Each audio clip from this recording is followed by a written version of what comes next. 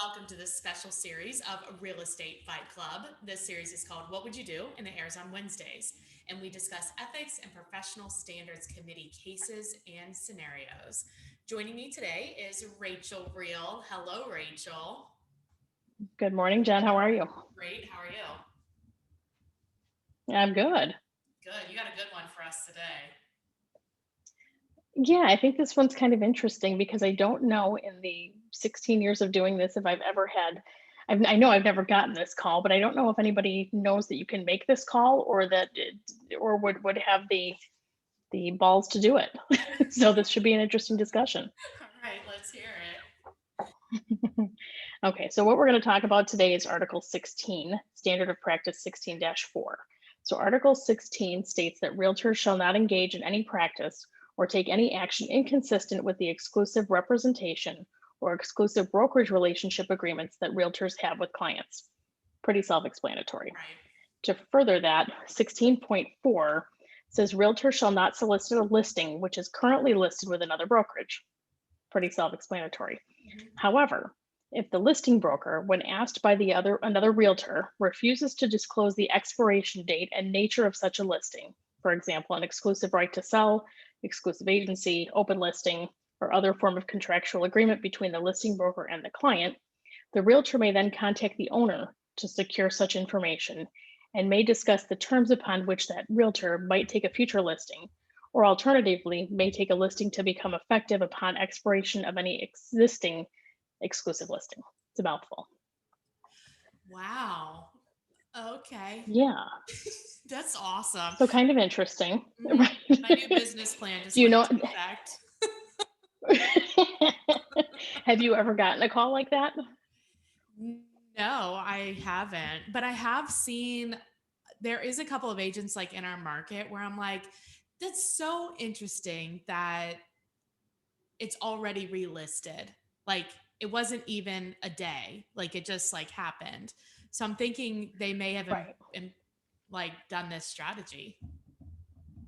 That, or we always forget too that if a seller knows that they're coming up on an expiration and isn't happy, or if they're not even coming up on an expiration, but at any point in time, if the seller is the one to make that contact with agent B, you can have that full on conversation. Of You just course, but can't go to the seller. The seller can come to you. So that's it. When we see that happen, and I've been on that end too as a listing agent where, hey, this one's going to expire, get a phone call from a seller.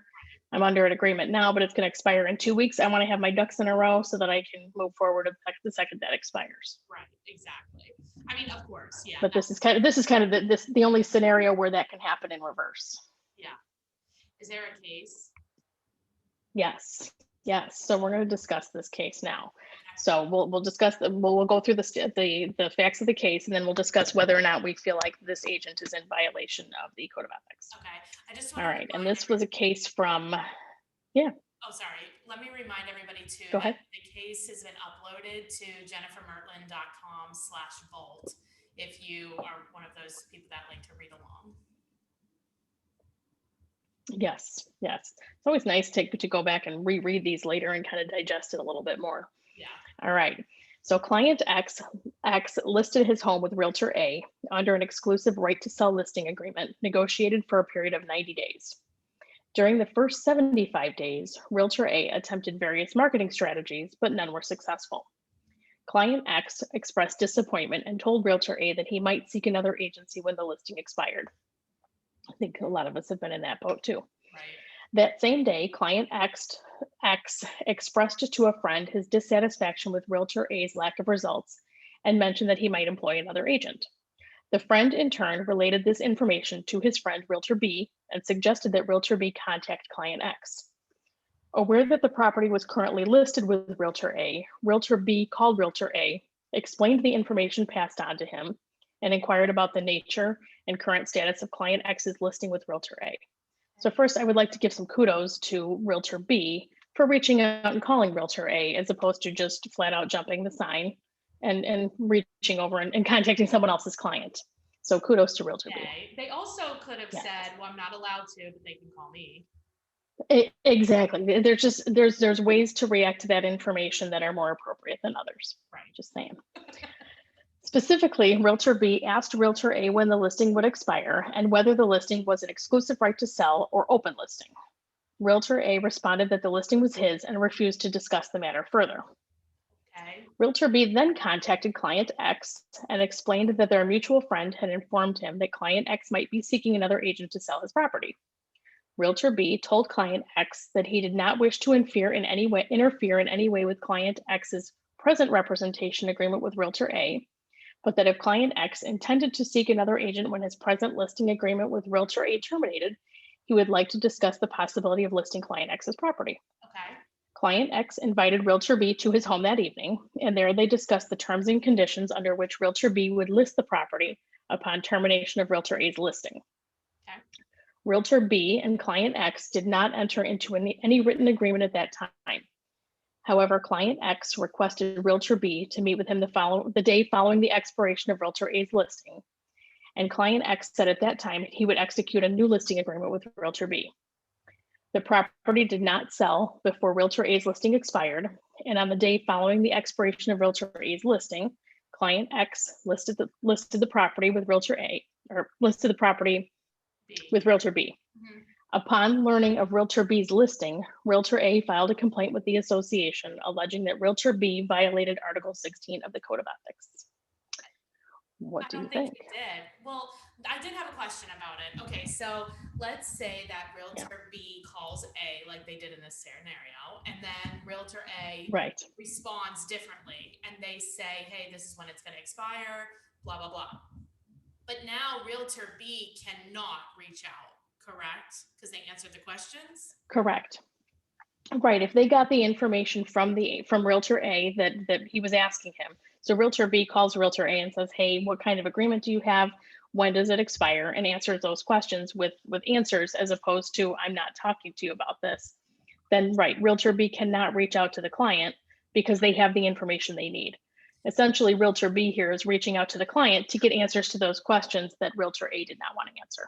Yeah, here, I mean, I don't think he's in violation, or I don't think Realtor B is in violation. Here's what I would say too. If you're Realtor B in this situation, I would just tell your friend, like, hey, I'm actually not allowed to do that because he's already got Right. an agreement, but your friend can call me and we could talk about it. So if that's Exactly. if Exactly. if there's That's pretty much how I handle it when yeah, that scenario does come up. yeah. Now let's say you're in the MLS and there's a house that's like right in where you do a lot of business. And Mhm. I think that, well, first of all, there's only like one expired nowadays, right? But it will Right, change. right. Good luck finding an expired. Yeah, it'll change. So I would say, I mean, I have called agents and been like, and we encourage this, and we've talked about it on the podcast before. If you know that one of your listings is going to expire, instead of letting it expire, refer it out. If you know that they are going to be seeking Yes. other representation, refer it out and get money. Right. And you might as well, right, you might as well try and recoup some of that effort and energy that you've and money that you've put into it up Right. to that point. I Right. think that it's rare in that scenario that you have a seller that's forthcoming and transparent enough with you as the listing agent to say, "Hey, I'm thinking about making a change." Right. If they do, that's the perfect opportunity to say, "Hey, you know what? I totally understand. We're just not getting the results we want. I think I have somebody that would be a perfect fit for you." And Exactly. see if you can work that out. Right. I mean, as the listing agent, you've got to be proactive and do that. Um, but if you Right. see one and you don't know that agent or whatever, right? But you want to work on that house. I think this could be a good strategy to call them and be like, hey, I've noticed it's not selling. This is exactly where I do business. Hmm. Is is your is the listing going to expire? Could we work together on it? Because I would love to work on this listing with you. And I Exactly. know that Especially when it's somebody from out of the area. well, it could be anybody really, but like I mean, if there's imminent like if it's imminent that it will be expiring, you might as well make the call. And just because you Right. don't like my proactiveness doesn't mean I'm in violation. Right. Exactly. Exactly. This person here, realtor B, knew the rules here and knew how to get the information he wanted and what to do with it once he had it. Yeah, good for him. Her, whatever. Good job. Yes, So I right. don't think they're Realtor B, we like you. yeah. Right. Okay. We like Realtor B. Okay. So at an ethics hearing duly noticed and convened after all due process procedures of the association were followed, Realtor A presented his complaint that Realtor B had contacted Realtor A's client during the unexpired term of the client's listing agreement with Realtor A and had therefore violated Article 16 of the Code of Ethics. Realtor B defended his action by pointing out that when he was informed that client X was seeking another broker, he sought to respect the agency of Realtor A by calling him to inquire about the type and expiration of the listing. He said he told Realtor A he would respect Realtor A's agency agreement, but that he needed to know this information to determine when and under what circumstances client X would be free to list the property with another broker. Let's see. Realtor A refused to discuss the listing status, stating that it was none of his business. Realtor B cited Standard of Practice 16-4 in defense of his direct contact with client X.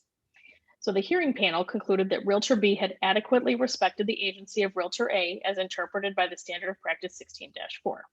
The panel's decision indicated that a listing broker should recognize that his refusal to disclose the type and expiration date of a listing to an inquiring broker frees the inquiring broker to contact the seller directly. If the contact with the seller is made under the provisions of Standard of Practice 16-4, the realtor is also able to discuss the terms of a future listing on the property or may enter into a listing to become effective upon the expiration of the current listing. So the panel found Realtor B not in violation of Article 16. So, and I think that's something important to note here too, that if you as a listing agent are not going to answer those questions, know that the seller then, or that Realtor B in this scenario, the other agent, is free to contact your client. Right. So why not answer that information and try and at least spin it so that you can maintain some sort of referral, some sort of something out of that. Exactly. Don't give them free reign to go take your client and run with them. I think though, even in this case, I would still have my friend have their friend call me just so that it was pretty dry. It's very cut and dry that way. Right. Right. Wouldn't it be super interesting if the MLSs had the expiration dates? I think they should, because frankly, why not?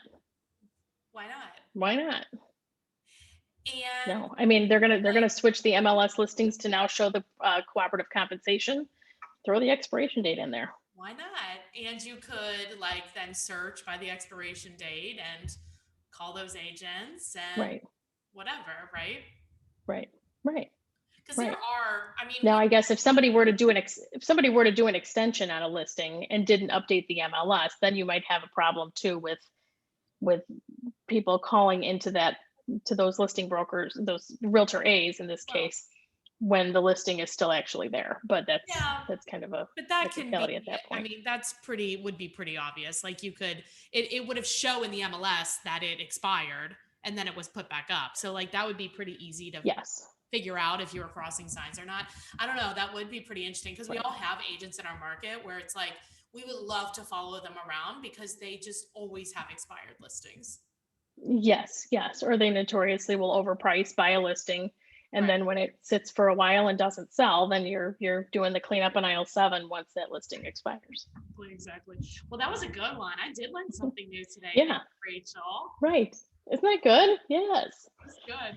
So if people have a referral for you, you're in Chicago with Rachael Real Estate. You're the owner. Yes. What is the best way to get a hold of you? Usually the best way to reach me is by text at 630-542-8688. Or you can reach me at rachAelreal@gmail.com. Perfect. Now be sure to subscribe to the podcast wherever you listen. And also our Real Estate Fight Club Facebook page where we have tons of extras. And then just remind everybody, Rachael and I are on Clubhouse every Thursday at noon Eastern discussing either topics from the podcast or other real estate shenanigans topics. Be sure to join us there. Yes. Hot button issues of the week. Exactly. And if you like this episode, please share it with a colleague. And of course, if you have any questions and you'd like to reach out, my number is 513-400-1691.